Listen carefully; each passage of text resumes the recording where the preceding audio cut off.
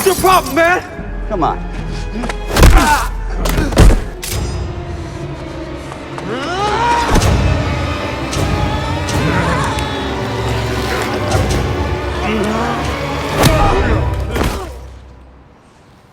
Kamusta kayong lahat? Nandito na naman tayo sa Filipino Chill Recap. At ngayon, pag-uusapan natin ang superhero fantasy, action film na tinatawag na Samaritan. Maghanda na kayo dahil sa mga spoilers na darating. Maraming taon na ang nakalipas, nagkaroon ng isang epikong labanan sa pagitan ni Nemesis at Samaritan, kambal na magkapatid na naging matinding kaaway sa buong buhay nila. Sa kanilang pagkabata at pagbibinata, madalas nilang saktan ang maraming tao ng halos walang kahirap-hirap. Dahil sa mga problemang kanilang nilikha, napilitang lisanin ng mga tao ang kanilang paligid dahil itinuturing silang banta. Isang gabi, naghintay ang lokal na populasyon hanggang sa mahimbing na natulog ang magkapatid, saka nilusob ang kanilang tahanan at sinunog ito. Ngunit nagawang makaligtas ng dalawang lalaki sa atake, at sa galit sa nangyari, lumaki si Samaritan na may bagong layunin, nangangakong ipaglalaban ang katarungan. Ang problema, hindi pareho ang layunin ni Nemesis. Sa pagkontrol ng Hungarian makipaghiganti, sinimulan niya ang isang alon ng pagkawasak sa buong mundo. Kahit gaano man pinilit ni Samaritan na pigilan ang kapatid, hindi niya maiwasan ang lahat ng sakuna, at nagsimulang magdusa ang mga tao dahil dito. Pagod na sa presensya ng kanyang kapatid, lumikha si Nemesis ng isang bagong sandata para talunin siya, at ginamit ang lahat ng kanyang galit upang mas maging mapanganib ito. Sa wakas, naipit niya si Samaritan sa isang planta ng kuryente. Ngunit sa kanilang pagtatalo, nauwi ito sa isang napakalaking pagsabog, na nagdulot ng pagkamatay ng parehong kapatid sa apoy. Mula noon, wala nang narinig pa tungkol sa magkapatid na may superpowers. Ngunit may ilan pa ring naniniwala na si Samaritan ay maaaring buhay pa, nagtatago sa gitna ng ibang tao sa planeta.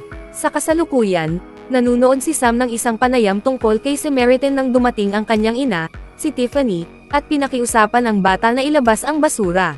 Nang lumabas siya, napansin niya ang graffiti na may simbolo ni Nemesis sa basurahan at nagpas siyang takpan ito sa pamamagitan ng pagguhit ng S para sa superhero na si Samaritan.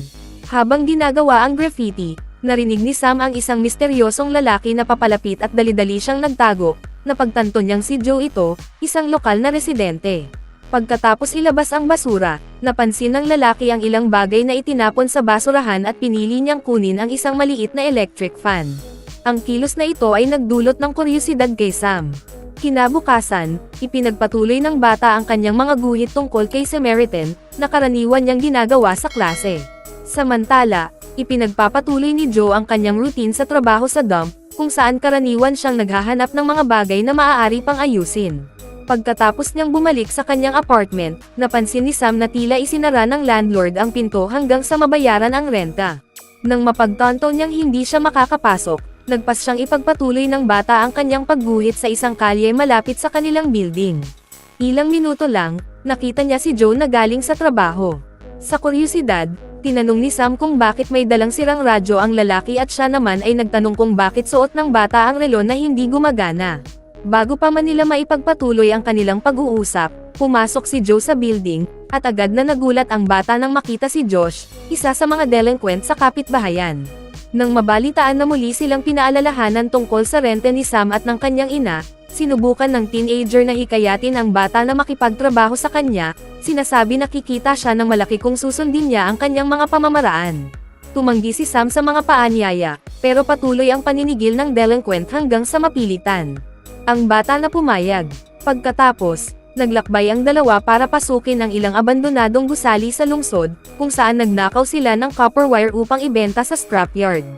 Habang nagnenegosasyon, napansin ni Sam ang isang convoy ng mga misteryosong sasakyan na pumapasok sa lugar at napagtanto niyang si Cyrus ito, ang leader ng lokal na gang. Ilang sandali lang, dumating ang isang grupo ng delinquent sa lugar at nilate si Josh dahil sa perang kinita niya, sinasabi na may mas magandang trabaho sila para sa kanya. Ngunit tumanggi ang bata sa alok, sinasabi na ayaw niyang makialam sa anumang gawain. Dahil iniisip na matulungan ang kanyang ina, inalok ni Sam na gawin ang trabaho, at natuwa ang mga kriminal. Sa harap ng convenience store, iniabot ni Reza, ang leader ng grupo, sa bagong solta ang isang pakete ng ketchup, iniutos sa kanya na gamitin ito upang magpanggap ng sugat at ilihis ang atensyon ng tindera. Mabilis na nagawa ni Sam ang kanyang bahagi ng plano, at ang destruction ay nagbigay daan sa mga kriminal na magnakaw ng ilang kahon mula sa stockroom. Inisip nilang mga lottery ticket ang laman nito. Ngunit nang bumalik sila sa junkyard, napagtanto nilang mga ordinaryong produkto pala ang kanilang nakuha at sila pa ang pagtawanan ng mas matandang kriminal. Galit na galit, sinubukang pagbintangan ni Reze si Sam sa nangyari. Ngunit sa sandaling iyon, dumating si Cyrus at pinutol ang away. Napansin niya na kahit matapos ang atake, ayaw pa rin ng baguhang bata na aminin na si Ray ang may kasalanan. Humanga ang lalaki at iniutos sa lahat na umalis. Pagkatapos noon, kinuha ni Cyrus ang backpack ni Sam, natagpuan ang sketchbook, at nang makita niya lahat ng ilustrasyon tungkol kay Samaritan, nagpas siyang ikwento ang ibang panig ng kwento. Naguluhan, sinasabi ng bata na si Nemesis ang sumasakit sa mga tao. Hindi itinanggi ni Cyrus ito, ngunit ipinaliwanag niyang ang di umano'y kontrabida ay nananakit lamang noon sa mga talagang karapat-dapat. Sabi ng crime boss, noon ay nilalabanan ni Nemesis ang mga nagdadala ng kasamaan sa mundo. Ngunit pinigilan siya ni Samaritan dahil kumikilos siya na parang isang pulis, pinoprotektahan ang mayayaman habang ang karaniwang tao ay nagugutom. Dahil sa mga pahayag na ito, naging maingat si Sam at nagpa siya na manahimik. Iniabot ni Cyrus sa bata ang malaking halaga ng pera, sinasabi na may utang pa siya sa kanya sa ilang pabor. Pagkaraan ng ilang sandali, bumalik si Sam sa kanyang apartment, kung saan tinapos niya ang alitan sa pagitan ng kanyang ina at may-ari ng gusali sa pamamagitan ng pagbibigay ng overdone na renta. Nag-aalala sa kung paano nakuha ng kanyang anak ang pera, nagpa siya si Tiffany na tanungin siya, at nagpas siyang magsinungaling ang binata. Sinasabing nakuha niya ito mula sa isang salesman matapos ang maliit na aksidente sa convenience store. Kasabay nito, pumunta si Cyrus upang suriin ang mga kahon na kanilang nakuha mula sa abandonadong military base kung saan nakakuha sila ng high-capacity explosives. Nang sumunod na umaga, nanood si Tiffany ng balita at napansin niyang lumalala ang sitwasyon sa lungsod dahil patuloy na tumataas ang unemployment at crime rates. Kinabukasan, patungo si Sam sa isa pang araw ng eskwela. Ngunit sa daan, natagpuan siya ni Reza at ng kanyang mga kasamahan, kaya nagpa siya siyang tumakas, halos mabangga ng boss. Kahit nakalayo ng kaunti, madaling napalibutan ang bata ng mga delinquent. Ngunit bago siya matambo sa kanilang mga atake, dumating si Joe, hinarap ang mga lalaki gamit ang kanyang martial arts skills. Galit na galit, ginamit ng mga kriminal ang kanilang mga sandata at basag na bote upang subukang patayin ang garbage collector. Ngunit madaling iniiwasan ni Joe ang mga palo at itinapon ang kanyang mga kalaban, pinaluhod ang bawat isa sa kanila. Namangha si Sam sa eksenang iyon, at matapos iligtas ang kanyang kapitbahay, umalis ang lalaki, na nagpatunay kay Sam na baka siya ang Samaritan. Dahil sa kagalakan sa posibilidad na iyon, sinimulan ni Sam na imbestigahan ang lalaki. Habang pinapanood siya mula sa bintana, napansin ni Sam na may malalaking paso sa likod si Joe. Nang gabing iyon, pumunta si Cyrus at ang kanyang mga kasamahan sa isang secure warehouse sa lungsod. Matapos gamitin ang kanilang disguise para makapasok sa lugar, pinaganya ng boss ang isa sa mga grenade upang patayin ang doorman, na na-disintegrate sa pagsabog. Ilang sandali lang, sumugod ang grupo sa vault gamit ang laser tool, at nahanap ni Cyrus ang lumang maskara at martilyo na ginamit ni Nemesis noong siya'y kontrabida. Ngayon na hawak niya ang mga gamit ni Nemesis, handa na ang crime boss na kumilos at tapusin ang sinimulan ng kanyang idolo. Malayo sa kanila, nakilala ni Sam ang kanyang kaibigan na si Albert, isang manunulat at mamamahayag na may malawak na kaalaman tungkol sa kasaysayan ng magkapatid na may superpowers. Nang marinig na natagpuan ng bata ang isa pang pinaghihinalaang Samaritan, nag-aalangan ang lalaki, naaalala na ilang beses nang nagkamali ang bata noon. Ngunit nagpa siya siyang makinig sa sinabi ni Sam, at ikinwento ng bata tungkol kay Joe. Ngunit tumanggi si Albert na maniwala at sinabi na kailangan niya ng mas maraming ebidensya upang kumbansihin siya. How do you know the knife wasn't like this before the garbage man grabbed it? I saw him do it. Oh, kid. You're gonna need more than a horrifically scarred old man and a bent knife, Tim. Damn. Close enough. Grab your stuff. Kaya naghintay ang bata hanggang umalis ang lalaki para sa trabaho, at pumasok sa kanyang apartment sa pamamagitan ng bintana, kung saan natagpuan niya ang isang notebook na puno ng mga larawan at pahayagan mula sa panahon ng pagkawala ng Samaritan. Dahil sa tuwa, kinuha ni Sam ang notebook at itinago sa ilalim ng kanyang kama upang hindi ito makita ng kanyang ina. Samantala, bumalik si Joe sa bahay pagkatapos ng trabaho, Hindi alam na sinusundan siya ni Reza kasama ang kanyang gang dahil gusto nilang gumanti sa ginawa ng lalaki noong nakaraang araw. Pagdating niya sa gusali, napansin ni Joe ang dumpster na nakasandal sa pader. Hindi nag-aksaya ng oras, tumakbo siya papunta sa kanyang apartment at napansin niyang nawawala ang kanyang notebook.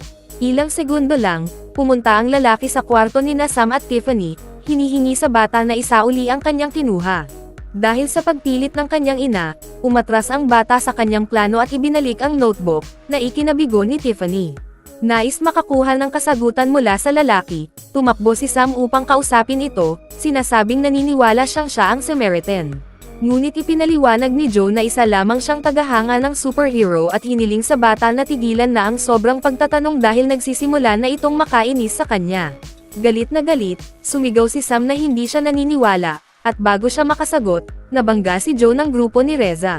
Sa pagkabigla sa kanyang nasaksihan, lumapit si Sam kay Joe, na may ilang nabaling buto mula sa epekto. Ngunit biglang bumangon ang lalaki. Naguluhan, tinanong ni Sam kung paano ito posible. Sa ilang biglaang galaw, nagawa ni Joe na maibalik ang buong katawan niya. Di nagtagal, tinulungan ng bata ang lalaki at dinala siya sa kanyang apartment, kung saan tumakbo si Joe upang maligo ng malamig na tubig, na naglabas ng malaking ulap ng singaw. Ilang minuto lang, kumakain si Joe ng ice cream sa sala, at tinanong siya ni Sam kung bakit niya ginawa iyon.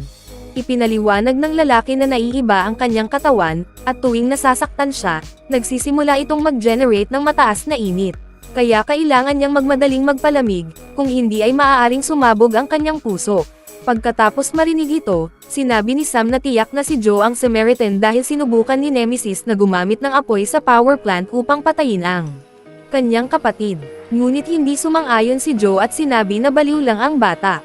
Malayo sa mga kalye ng lungsod, naghulog si Cyrus at ang kanyang gang ng isa sa kanilang espesyal na grenade sa isang manhole, at ang pagsabog ay nagpapatay ng kuryente sa lugar. Sa gitna ng kaguluhan, sumakay ang boss sa isa sa mga sasakyan at habang suot ang maskara ni Nemesis, sumigaw na magsisimula na ang bagong panahon at sa wakas ang mga tao ang magkakaroon ng kontrol. Pagod sa matagal na pagdurusa mula sa gutom, krimen, at kawalan ng trabaho, sinuportahan ng mga residente ang talumpati ni Cyrus at sinuot ang mga maskara ni Nemesis na ipinamamahagi ng mga kriminal. Dahil sa bagong Nemesis na sumulpat sa lungsod, nagsimulang gumawa ng krimen ang mga tao dahil simula ngayon, sila na ang nagtataguyod sa mga kalye. Sa buong araw, ginugol ni Sam ang oras kasama si Joe at habang pinag-uusapan nila ang lahat ng nangyayari, napansin ng lalaki na tila malungkot ang bata tungkol sa sitwasyon sa lungsod. Kalaunan, nagpaalam ang binata sa kanyang kaibigan bago sila bumalik sa kanilang mga apartment. At nais tulungan siya upang gamaan ang loob, sinabi ni Joe na susubukan niyang ayusin ang relon ng kamay ni Sam. Isang linggo ang lumipas, nanunood si Joe ng balita habang nag-aalmusal at labis siyang nagalit nang mapansin na patuloy pa rin ang mga tagasunod ni Nemesis sa paggawa ng krimen. Sa kabila nito, umalis ang lalaki para sa isa pang araw ng trabaho at nagulat nang lapitan siya ni Sam, na humihiling na turuan siya kung paano makipaglaban dahil nais niyang maging katulad niya balang araw. Kahit alam ni Joe na maaaring masama ang ideyang iyon, sinabi niyang maaari nilang subukan. Kalaunan, nagkita ang dalawa sa bubong kung saan ipinakita ng bata ang mga galaw sa pakikipaglaban na natutunan niya mula sa kanyang yumaong ama. Ngunit sa panahon ng pagsasanay, napalo ng bata si Joe sa tiyan, at dahil sa tigas ng katawan ng collector ng basura, nasaktan si Sam, kaya bumalik sila sa apartment upang alagaan ang kamay niya. Ilang minuto lang, tinanong ng bata kung ano talaga ang nangyari kay Nemesis noong huling pagkikita nila, at ibinahagi ang mga teorya ni Albert kung saan sinabi ng mamamahayag na balak ng kontrabida na ilagay ang lungsod sa kaguluhan. Naiinis si Joe sa mga tanong na ito, at matapos sabihin na walang alam si Albert sa kanyang sinasabi, pinakiusapan niya si Sam na umalis. Nalito ang bata sa ugali nito at lumakad-lakad sa lungsod, kung saan siya natagpuan ni Cyrus na dinala siya sa kanyang shed. Pagdating sa lugar, kumain si Sam kasama si SIL, isa sa pinakamatandang miyembro ng organisasyon, na nagsabi na nasadyap siya ng boss noong siya'y walang tirahan at mas bata sa 8 taon. Di nagtagal, sinubukan ni Cyrus pumili ng bagong posisyon para kay Sam upang magtrabaho sa kanyang teritoryo at hiniling na mag-whistle siya sa tuwing makakita ng pulis na kotse. Ngunit wala pa ang kasanayang iyon kay Sam, kaya sinabi ni Cyrus na kailangan niyang matutunan ito sa lalong madaling panahon. Pagkatapos nito, umalis si Cyrus, At sa sandaling iyon, napansin ng bata na dumarating ang mas maraming sasakyan sa junkyard. Dahil sa kanyang pagkausisa sa nangyayari, nagpa siya si Sam na sundan ang mga sasakyan at napansin na tila may dinadala itong bilanggo. Kalaunan, pumasok si Cyrus sa shed at lumabas na ang bilanggo ay isang pulis na nahuli habang sinusubukang pigilan ang plano ng kontrabida na sakupin ang isang power station. Nang ma-pressure siya ni SIL, na gumamit ng blowtorch upang saktan siya, natakot ang pulis at nangako na hindi na niya haharangan ang mga gawain ng grupo. Nang matiyak ni Cyrus na nagsasabi ng totoo ang pulis, pinakawalan niya ito, na labis na nagpasalamat ang pulis. Ngunit bago makaalis, binaril siya ng boss, na nag-iwan kay Samsa. Labis na pagkabigla sa eksena. Nagdesisyon ang bata na umalis sa lugar na iyon. Ngunit bago siya makaalis, nakita niya si Josh na inaatake ni Reza at ng iba pang mga delinquent, kaya nagmadali siyang ipagtanggol ang kanyang kapitbahay. Gayunpaman, madaling napabagsak ng mga kriminal si Sam, at ginamit ni Reza ang isang tool upang basagin ang kanyang palso. Pagkalipas ng ilang sandali, sa gitna ng kaguluhan at pagkawasak ng lungsod, iniwan ng mga delinquent si Sam sa harap ng gusali, kung saan nakita nila si Joe na nanonood mula sa kanyang bintana. Natakot ang mga kriminal at tumakas, at habang dinadala ni Joe si Sam sa ospital kung saan nagtatrabaho si Tiffany, ikinwento ni Reza sa kanyang boss ang tungkol sa garbage collector na nakaligtas sa pagbagsak ng sasakyan. Dahil sa kanyang pagkamausisa kung paano nakaligtas ang isang tao, inutusan ni Cyrus ang kanyang mga tauhan na dalhin ang lalaki sa kanya. Sa loob ng ilang minuto, napalibutan si Joe ng mga kriminal. Bago kumilos, hiningi ni Joe sa mga kriminal na pag-isipan muna ang gagawin nila dahil maaaring gumawa sila ng napakasamang desisyon. Ngunit hindi nagtagumpay ang panggigipit, kaya napilitan si Joe na labanan ang mga kriminal, na matagumpay niyang napabagsak isa-isa gamit ang kanyang lakas. Sa pagkadismaya, sinubukan ng mga kriminal na barilin siya, ngunit walang epekto ang mga bala. Sa loob ng ilang segundo, natapos niya ang labanan. Sa sandaling iyon, tumayo ang isa sa mga kriminal at sinubukang atakihin si Joe mula sa likuran gamit ang kutsilyo. Ngunit hindi man lang naramdaman ni Joe ang sakit at itinapon ang bandido, na nagdulot ng pagbagsak nito sa pader at pagbangga sa isang sasakyan. Bago siya makaalis, sinalubong siya ng isang maliit na babae na nagtanong kung paano niya nagawa ang lahat ng iyon. Para manatiling ligtas, sinabi ni Joe sa kanya na hindi niya alam ang sinasabi niya.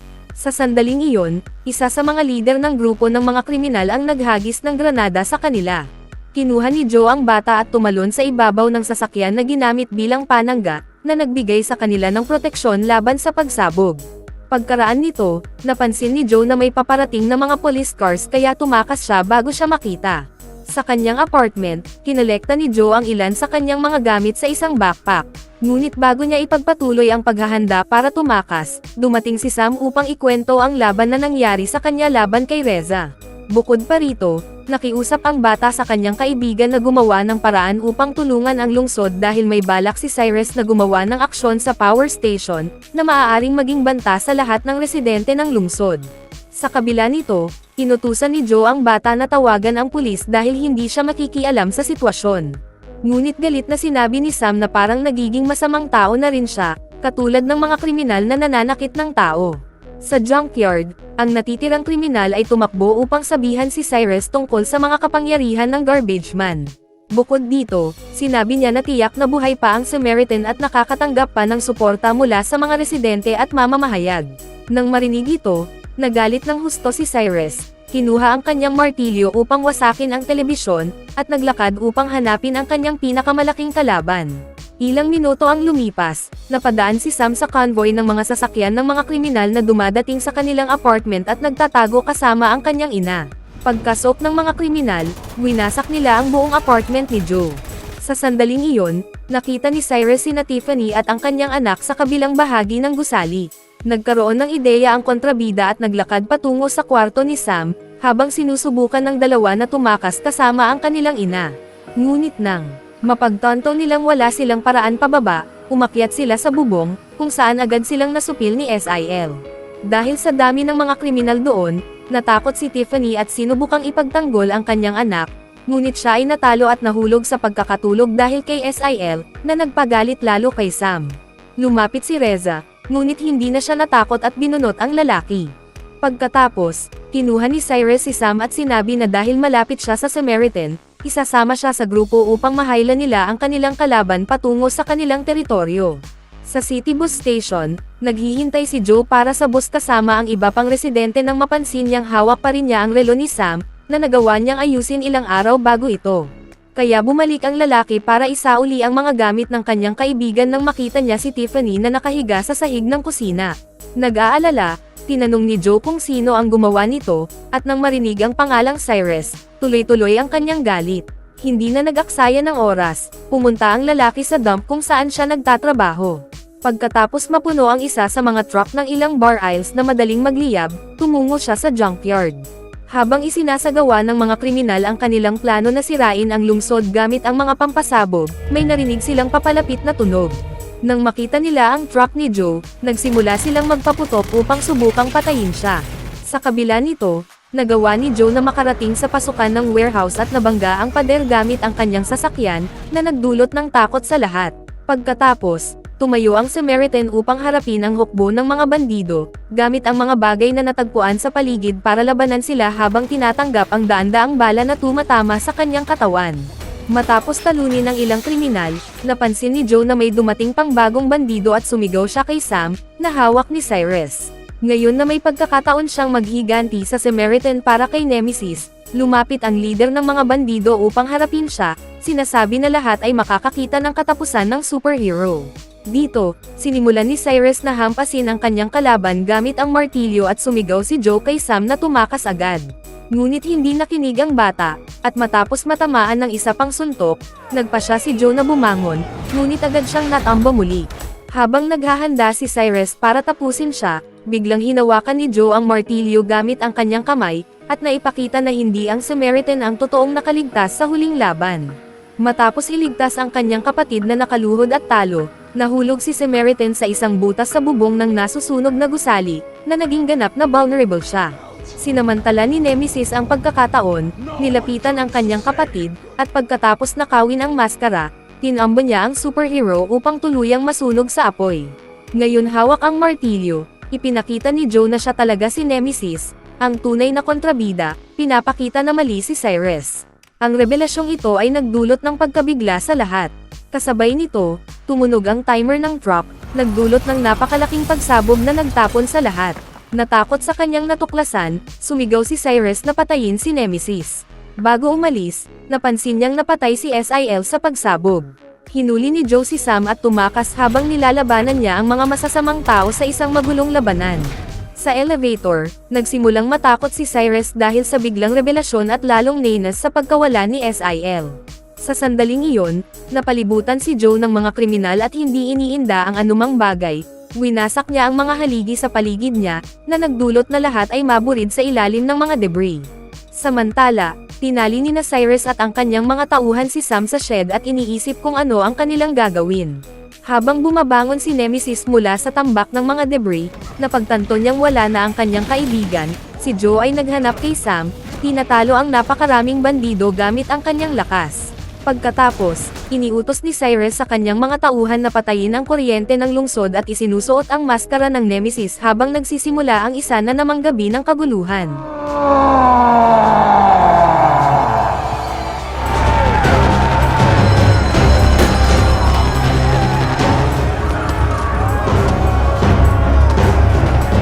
Habang papalapit siya sa kinaroroonan ng crime boss, patuloy na tinatalo ni Joe ang maraming kaaway sa daan, binabasag ang mga pader upang makatawid sa apoy.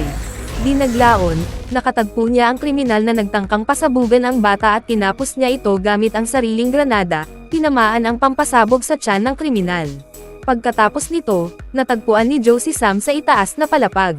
Ngunit bago niya ito mailigtas, nagulat siya kay Cyrus, na tinamaan siya gamit ang martilyo na nahulog mula sa kamay ng lalaki dahil sa sobrang init na narating ng gusali.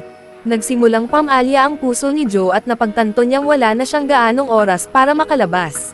Ilang segundo lang, natamba si Nemesis at nakasabit sa gilid ng malaking butas. Napagtanto ni Sam na malapit nang mamatay ang kaibigan, winasak niya ang pipe na nakapaloob kay Nemesis, at nataman si Cyrus gamit ito. Inangat ng kriminal ang bata gamit ang kanyang mga kamay at sinubukang patayin siya, ngunit hinarang ni Joe, itinulak si Cyrus papunta sa haligi, na nagdulot ng pagkabali ng martilyo at natanggal ang maskara. Upang tapusin siya, hinela ni Nemesis ang lalaki papunta sa nasusunog na butas at inihagis si Cyrus doon upang tuluyang masunog, na nagtapos sa pamumuno ng kontrabida sa krimen. Pagkatapos nito, nakaramdam si Joe ng matinding sakit, at mabilis na winasak ni Sam ang isa sa mga tubo ng tubig upang mapalamig ang katawan ng kaibigan. Sa kabila ng halos mapatay, nagawa ni Joe na manatiling malakas, at napagtanto nilang iisa na lang ang paraan palabas, iniangat niya si Sam sa kanyang mga braso at tumalon patungo sa kalapit na gusali. Dahil dito, nakatakas ang dalawa mula sa apoy sa huling sandali. Ngunit bago sila tuluyang umalis, tinanong ni Sam ang lalaki tungkol sa sinabi niya sa shed, sinasabi na maaari pa niyang ayusin ang lahat. Sumagot si Joe na ang kabutihan at kasamaan ay magkasama sa puso ng bawat tao, at nasa tao ang pagpili kung alin ang susundan nila. Sa sandaling iyon, narinig nila ang papalapit na grupo ng mga pulis at nang lumingon muli si Sam, napansin niyang nawala na si Joe. Ilang minuto pagkatapos, dinala ang bata sa kalye kung saan sinalubong siya ng dosenang tao na pumapalakpak sa kanyang pagliligtas habang naaresto si Reza ng mga pulis. Habang ikinukwento kung paano siya iniligtas ng Samaritan, napansin ni Sam na iniwan ni Joe ang kanyang relo sa kanyang bulsa. Nang tumingin siya sa karamihan, nakita niya ang lalaki na nakamasid sa kanya. Ngayon naligtas na ang kanyang kaibigan at ang mga mamamayan, umalis si Joe nang hindi nakikilala, alam na mula ngayon, kaya ng sarili ng lungsod na alagaan ang sarili nito. Kaya, ano sa tingin mo ang pelikulang ito? Iwan ang iyong komento sa ibaba. At bago tayo magtapos ay isa-shoutout muna natin si Dark Nero, Jule Manning, Reyeng Ada Simbadjan, Mark Louie at Cyril, Jonil Mampusti, Annika Kate Ramirez, Aldrin Soto from Oriental Mindoro, Daryl Ser from Davao City, Dennis Cano from Bicol, at Jesny Vergara from POV Corpus Masbate City. Mag-subscribe na kung hindi ka pa nakasubscribe, pindutin na rin ang notification bell at like button para sa marami pang movie recap katulad nito, at mag-iwan ng comment down below.